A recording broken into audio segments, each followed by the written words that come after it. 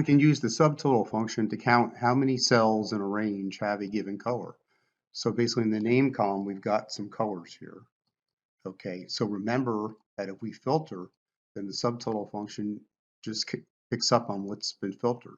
So let's use this function, subtotal 3. Now what is 3? 3 is going to be, like if I start typing in, you'll see what it is. 3 is count A, counts non-blank. So this counts how many non-blanks in column F. So basically now if I would filter on the color, there's filter. Okay, so now that's how many total rows we have. But now, let's suppose I want to know, filter by color, how many greens? Well, there's 3. Change that to yellow. There's 2.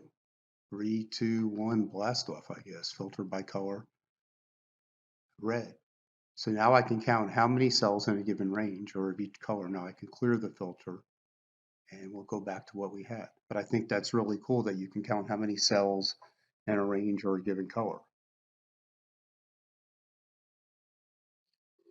Okay, so thanks for watching, and there's a free course, a free 21-day course from Dr. Winston, and all of these videos are coming from one of 3 books. So first, this one, which you can see here at the top of the screen, Microsoft's book, which has 355 reviews, and then it's, let's see, 4.6 stars.